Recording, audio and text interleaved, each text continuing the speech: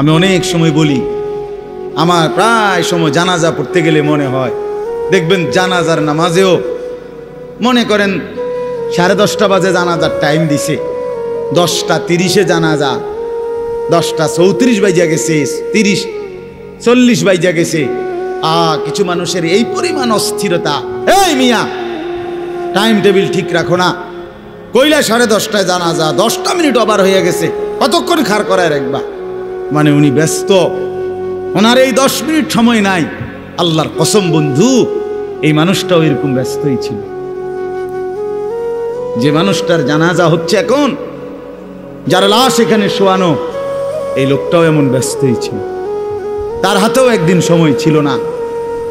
আজ গোটা পৃথিবী সব আগার জায়গায়, এই বেচারা শুধু নিস্তব্ধ। চোখের সামনের জলজ্জান্ত মানুষটা স্তব্ধ, আর হাত নড়ে না, পাও নড়ে না, আর চোখ নড়ে না, জিহ্বা নড়ে না। এজন্য দুনিয়ার এই ব্যস্ততার ভিতর দিয়ে আমরা যদি মনে করি যে আমি শুধুই দুনিয়া, ভালো মন্দ, লাভ লোকসান, চাওয়া পাওয়া, প্রাপ্তি অপ্রাপ্তি, মনের চাহিদা পূরণ, সবকিছু শুধু দুনিয়া ভাইয়া, বাবা তো আখিরাত কার জন্য? কবর কার জন্য? তাইলে নবীজি সাল্লাল্লাহু আলাইহি সাল্লাম কাকে তাইলে আখিরাত বুঝাইতে চাইছেন? আল্লাহর কোরআন এমন কোন সূরা নাই, কোরআন শরীফের 114টি সূরা, 114টি সূরার এমন কোন সূরা নাই, এমন কোন রুকু নাই কোরআনে যেখানে আখিরাতের কথা, পরকালের কথা আলোচনা নাই। এই পরিমাণ আল্লাহ তাআলা আখিরাত, আখিরাত, পরকাল, পুনরুত্থান, হাসরের মাঠ, এগুলো আল্লাহ তাআলা এতবার বলছেন, অস্বীকার করার, পাশ কাটার কোনো সুযোগ নেই, কোনো সুযোগ নেই।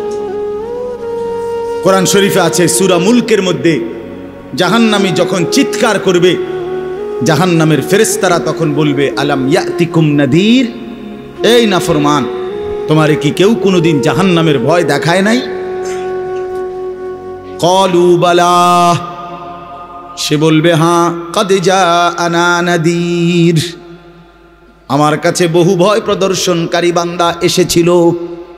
কত ইমাম, কত খতিব, কত আলেম, কত ওয়াইজ, কত বক্তা, কত পীর, কত মাশায়েখ, কত আউলিয়া, কত বুজুর্গ চোখের পানি ফেলে ফেলে বারবার বারবার আমার এই জাহান্নামের কথা বলছিল, কিন্তু ফাকাদ্দাবনা, আমি মিথ্যা মনে করেছি।